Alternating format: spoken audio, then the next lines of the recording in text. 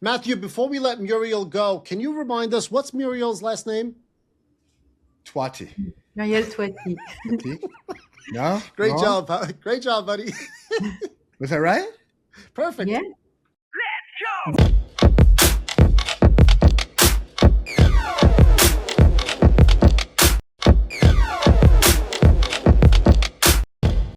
Hey, what's up, everybody? Welcome back to another episode of the Liquid Lunch Project. I am Matthew R. Meehan, alongside my partner, the Professor Luigi Rosabianca. What's on tap today, Lou?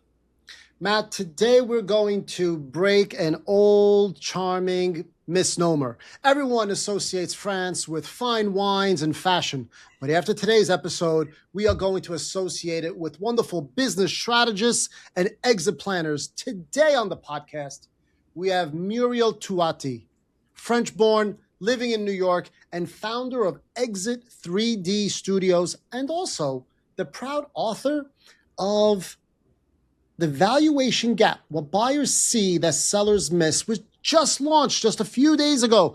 Muriel, bienvenue. Welcome to the podcast.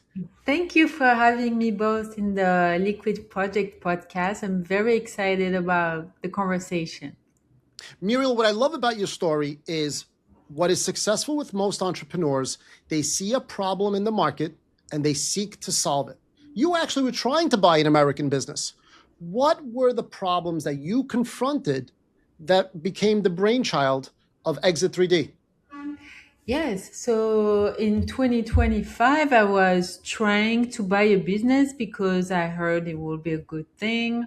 I joined a business buying community. I learned all about deal making, deal sourcing, and I went all in. I evaluated, I think, over 100 businesses, went in a 100 data room, checking the financials. But the more I was doing this, the more I was stopping at the seam and even at the ads, like the listings on business for sales, because already I was seeing red flags. And so what I was finding all the time was that most businesses were a little too founder dependent. That means the day you're buying the business and the founder leave, well, you're losing the clients, you might lose the team, you might lose all the knowledge. So really the founder was too dependent, and it would have been a hard transfer. The second problem that I was seeing was the customer concentration. When you have just one, two, or three clients that make most of the revenue, again, most of the time in founder-led businesses, those clients are doing business with the founder more than the company. So you can also expect to lose 20, 30, 40% of the revenue once the founder leave as well, unless there is a very long transition and things are very well handled. But this is a risk for a buyer. The third one is the revenue predictability, the revenue quality also. Like, is it project based? Is it recurring? Do we have an upward trend in the past 3 years plus TTM, or do we have some dip in the middle? So this has its importance because as a buyer, when you look for financing, the lenders are pretty strict on that, and they're really, they don't go with the vision and the hope and the opportunity. They look at what the business have done so far, and like in the case of my lender, when I was evaluating, it was looking at the worst year. So it was not doing an average, like, okay, they can go that low. This is the baseline.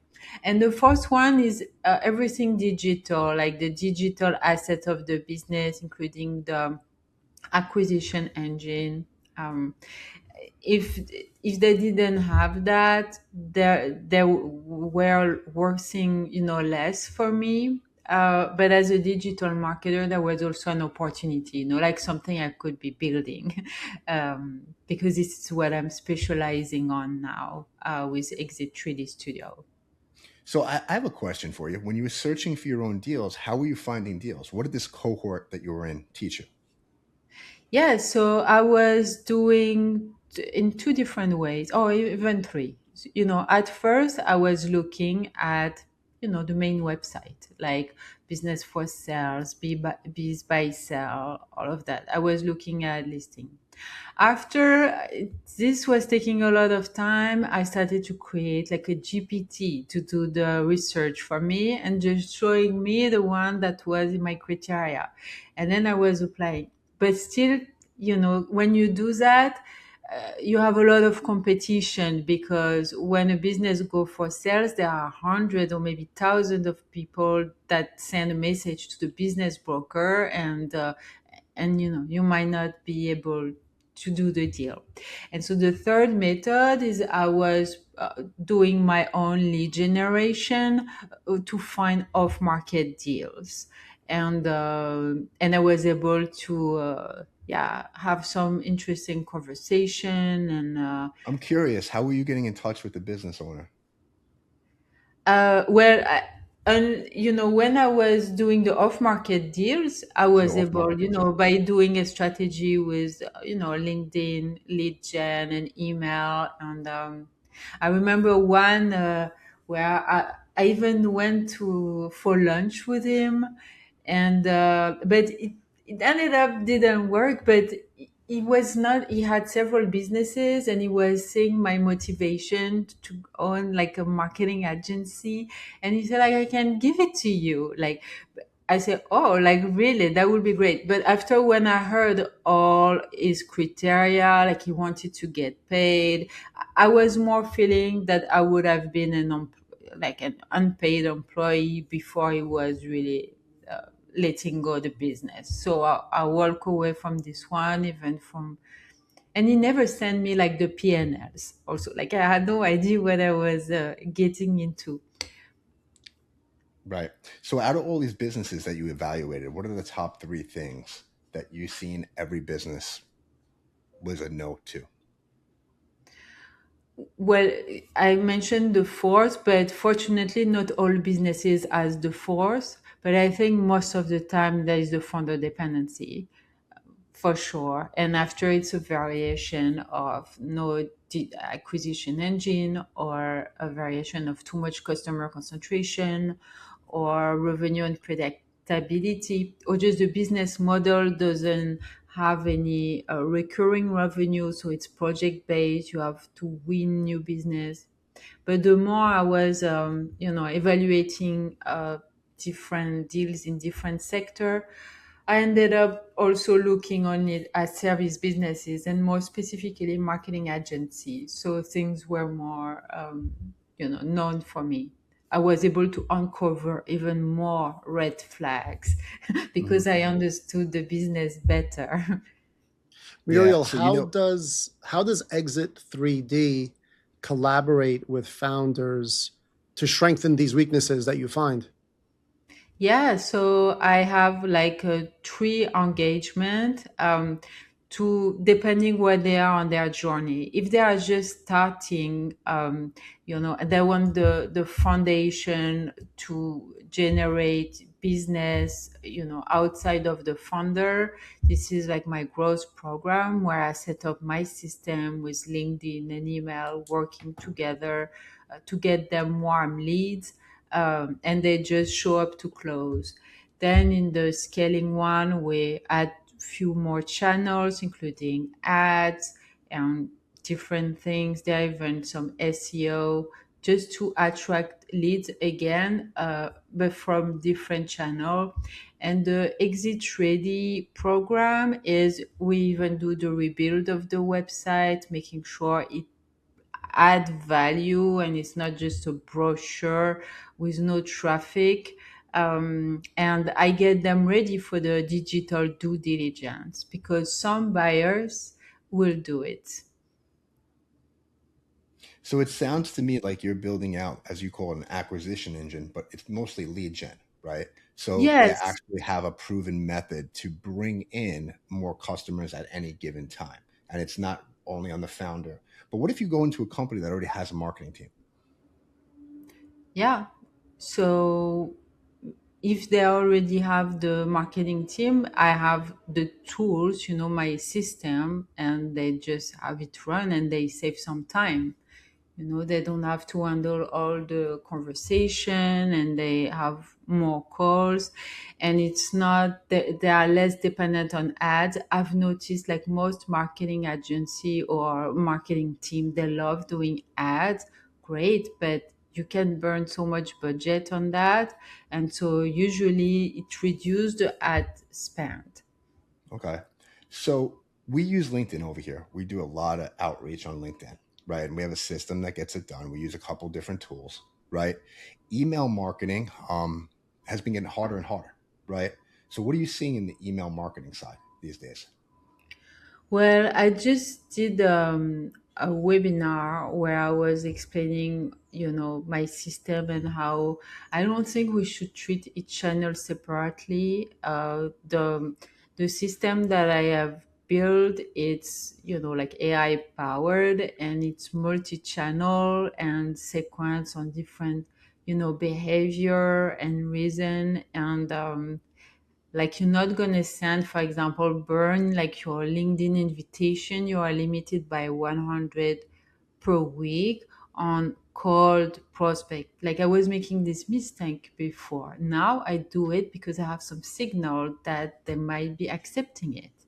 You know, just an example, and it's all coordinated, and it's like content also posting is important, and we never talk about it enough, but having a good positioning, a good LinkedIn profile is also something I work on. Like it's not automated, like I work with the founder to build that great profile before launching anything. I like that. And then you had mentioned customer concentration. So a lot of the businesses that you were looking to buy had a customer concentration. What was the sale amount that you were looking to purchase? I think I since I was able to borrow, up to $5 million. So I had that, big expectation, like in term of like EBITDA, maybe 850 or something. Because once you have the loan, you're getting maybe, I don't know, 300 or something like that, 300,000 per year, to repay the loan in 10 years. So this was about the size, between 500K and a million in EBITDA. Um, and with the multiple, but and I was finding those, but i I just find some businesses being too risky, including the one that I almost bought. Like I had my offer accepted. It was a 3.7 million deal, 850 thousand EBITDA. But when I run all my numbers and everything, I was able to find out that they had a 40% logo churn per month. That was just terrible. They were able to get new client in, but they were not satisfying the customers. They were all leaving at the end of the 3 months engagement. Right. I say, You- okay, it's gonna be a rebuild. I don't want. there was a huge trend in 23, 24, and 25. It started to die off.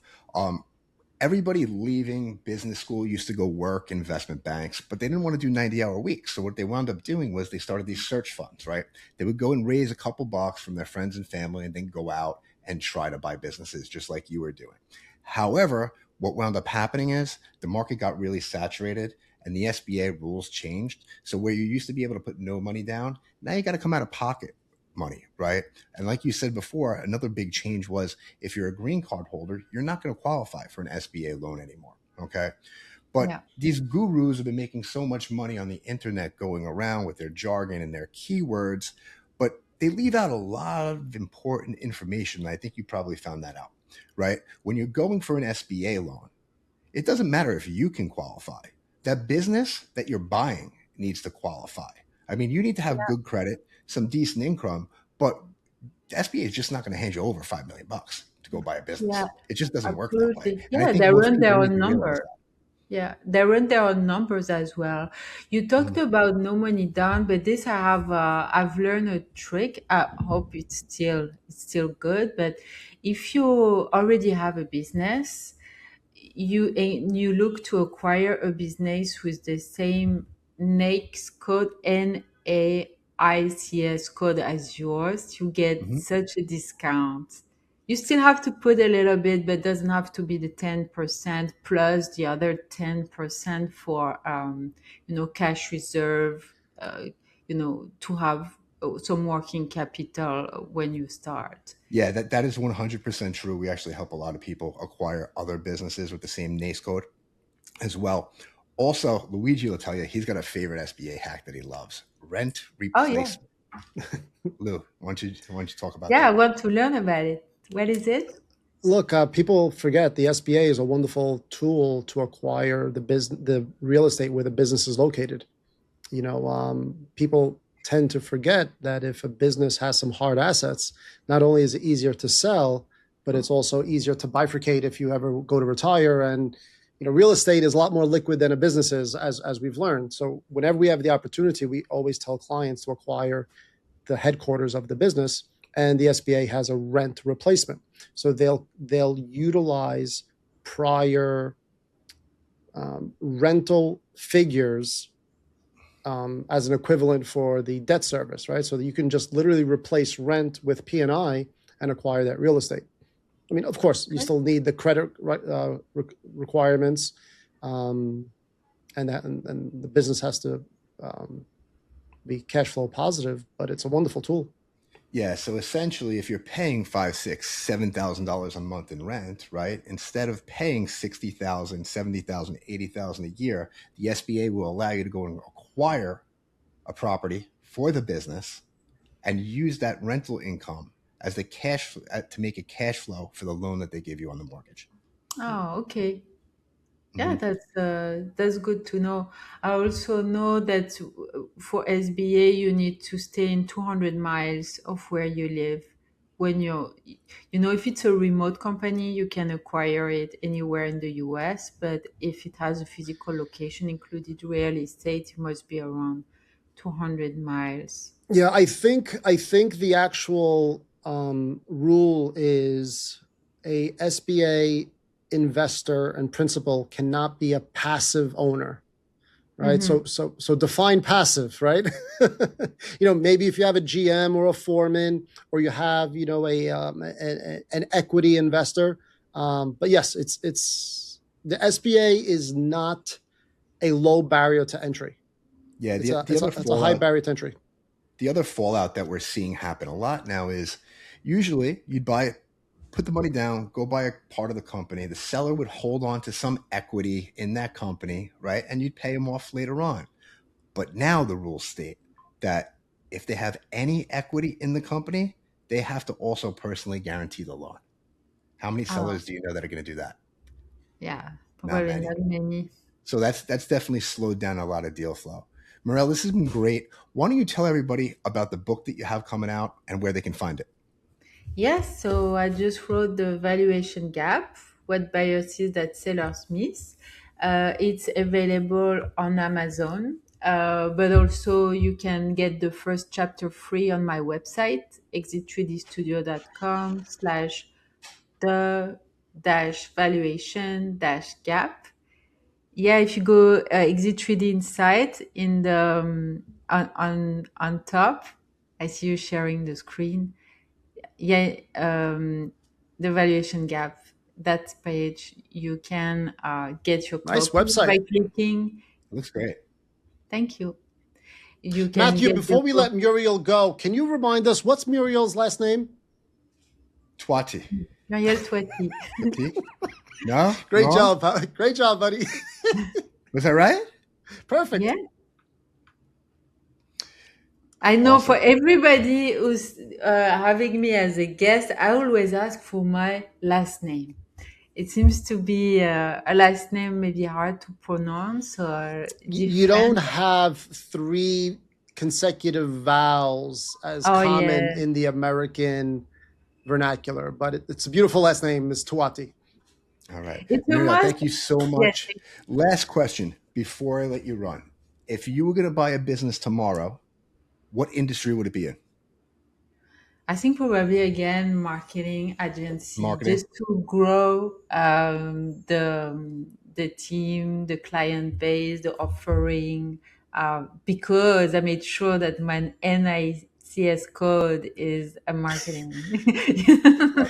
But I'm curious to know, like even off this episode, to know what are the other type of financing besides SBA, when We could this make is a not possible whole anymore. encyclopedia of podcast episodes if we discuss that. So yes, stay tuned for the next episode where Muriel comes back to discuss alternative financing on business acquisitions. Awesome. Thank you. Muriel, thank you so much. Everybody, that's a wrap. The Liquid Lunch Project. We'll catch you on the next episode.